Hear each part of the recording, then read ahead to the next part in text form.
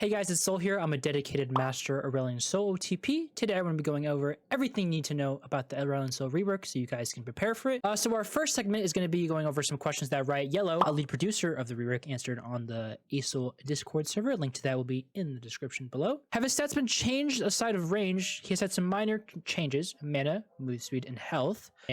So I guess we're still going to have a champion that feels like the current ASOL now. Obviously all of his abilities changed, but this is definitely nice to have. Does the E move targets that are immobilized, suppressed, knock up, charmed, taunted, stunned, rooted?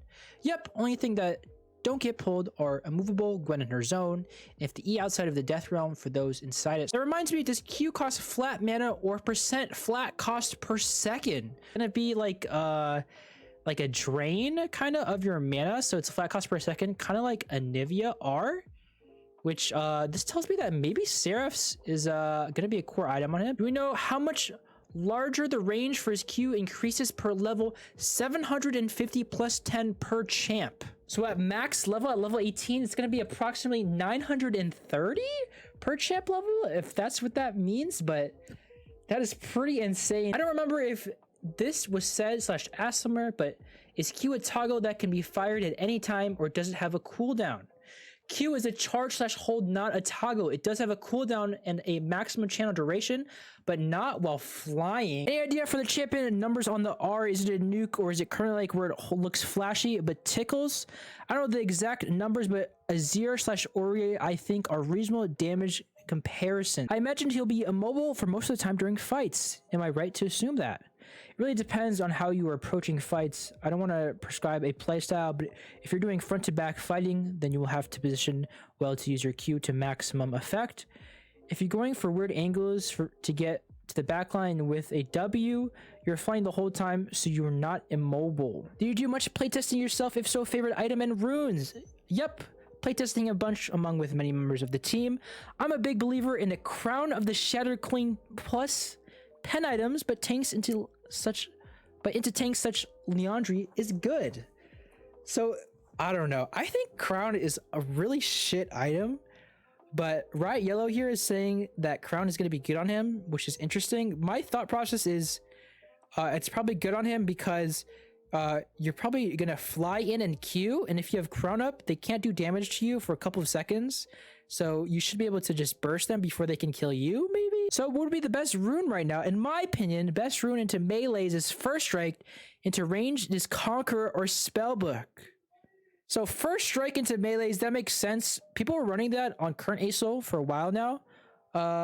First Strike probably just means that ASOL has a lot of range into melees. I mean, just in general, range versus melee, First Strike is always good. So that makes sense.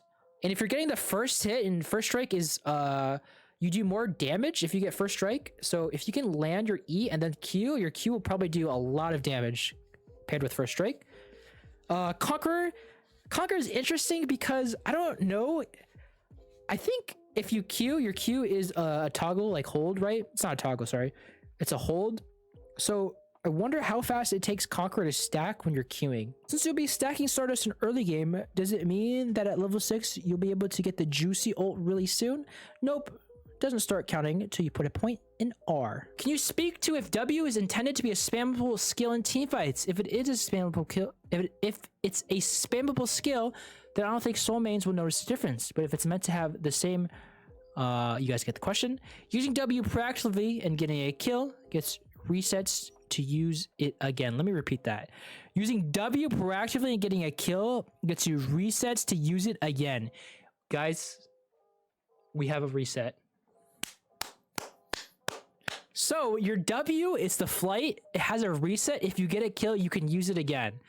So my thought process when I'm looking at it in my head, playing out team fights, you might Q in, or sorry, you might fly in, Q, kill someone, and then someone goes on top of you, and then you can W out and reset again, and then maybe go back in, get another reset. So it seems like we're going to be doing a lot more flying. How effective will the Execute be for minion / wave here? From the look of it, E just groups them for mainly Q damage. E plus Q is a core action to use wave clear all the time. So there we go. There's our wave clear pattern.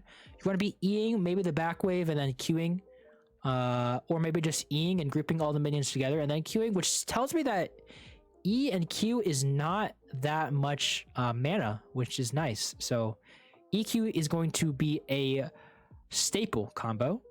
So is the Stardust infinite scaling, or is there a limit to it? It is infinite. Your scaling is infinite. If the game goes for 60 minutes, GG. We're infinite stacking, so that is nice. You can literally I'm excited to go into like practice tool and just get as many stacks as I can to see how big abilities I can get. So that's going to be fun. Next up is going to be some questions that I had from my good friend Riot Cobra, the lead producer of the rework, over at my stream, twitch.tv, Aurelion Sol. Our matchup's going to be the same as current ASOL. Cobra responds with totally new champion. I think some champions that give live ASOL trouble will give this one trouble, like Fizz. But there are some assassins that I think he just bodies. Question 2. How has his roaming identity changed? What champion would you compare his roaming to? His roams are less good, but I'd say they're maybe like Lissandra, early mid/mid. Question 3. Are there any cool wave manipulative things that you can do with his E? For example, sometimes Victor uses his W to freeze minion waves. You could do some really fucked up stuff with his E with minions. It pulls them all into the center and they can't escape. There's some cheeky stuff you can do with that. And then I asked him like a follow-up question about like the Victor freezing, and he said that ASO can do that, which is really cool. Question 4. Can you use Electrocute on him still? What rune do you think would be good? You can, but I don't think it's optimal. I think First Strike is really good on him. Minion DMAT is good on him as well. What part of his kit do you think people will first have trouble on when picking him up? I think the first games you'll find Q a bit awkward, which honestly makes sense. It's just it seems like an awkward build. I don't think there's anything like it in the game. Question 6. Give me an example of a full build that you think will be good on him. Okay, so my favorite build, which might not be the best, Ludens or Crown Guard, Shadow Flame or Rylai's or Banshees, Deathcap, Void, Boots. So pretty much like a burst mage setup, and the crown is basically you need it because your Q, you're just idle. So if you have that crown, you can sit and Q for just a little bit longer, which makes sense. Question 7. Why crown? Sol's W interacts with the movement speed buff, so Crown Guard actually makes his W faster. This is pretty interesting that you can build movement speed and then it'll make your fly faster. I don't think there's anything like that in the game, so I'm curious to see what the actual numbers are on that and how does that actually help you as a champion. Maybe you can just build like super fast and then you can go brrr. Question 8. What does his damage feel like? Is it like Swain damage or burst mage damage? Yeah, with full combo, he feels like almost like an assassin against squishy champ. So yeah, again, back to that burst mage identity. What champ would you compare his laning to? I think he's closer to Victor in lane. He has matchups where he can walk up and be a jerk, but there's some where he kind of has to concede. Like Aurelia is still a pain in the ass, lol. This makes sense. I mean, Aurelia is always going to be a problem for mages, but I thought it was really cool that he compared his laning to Victor, because me personally, I love Victor laning because he can be quite the menace. So I'm really excited to actually have a chance to win some matchups. And for our last segment, Ellis did an interview with Riot Yelough and gave us a couple of new information on the rework. So we're just gonna go over it real quick.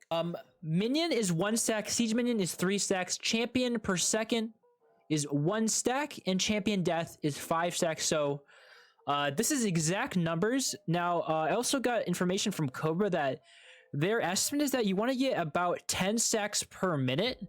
So with that information, here's the chart for how you can get stacks, which is really nice information to have. Now, if you look at this picture here, this is an example of what your E might look like at 350 stacks. 350 stacks is about the average amount you're going to get by the end of a game. So if you look, it covers the whole river, which is pretty insane. So in that sense, we kind of do have a big boomo, which is nice. The Q is actually, it's going to be a damage over time. It's, if you channel it for 1 second, it's going to equal burst damage. And also, this is a huge one, it's percent max HP magic damage from passes. So it's percent max HP damage, which is it's pretty huge news. That means we're going to shred tanks or people with a lot of health if we get to that point where we're fed.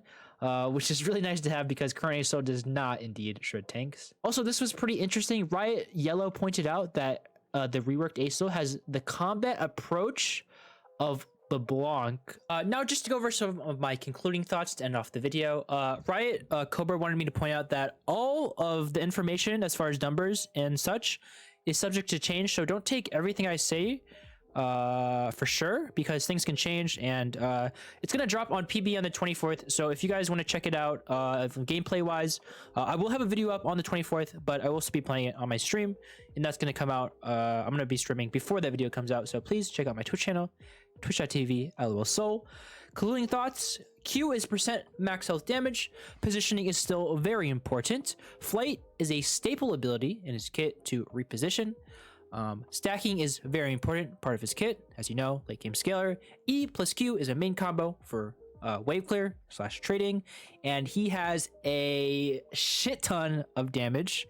And he also has the combat approach of LeBlanc, kind of like a Vex, looking for those side angles, looking for those flanks. The runes that you probably will find yourself going are First Strike and Conqueror, and example builds would be like Sork Shoes, Ludens, Rylai's, Void Staff, Rabadon's, Hourglass, or just replace Ludens with Crown. And that's going to be it for the video, guys. I hope you guys enjoyed. Again, I will be playing him on the PBE on the 24th on my stream. Also, there will be a video out on my channel on the 24th of full gameplay. I hope you guys are excited as I am for the rework, and let me know if you guys have any questions or want me to expand on stuff in the comments below. Love you guys. Thanks for watching, and see you in the next one.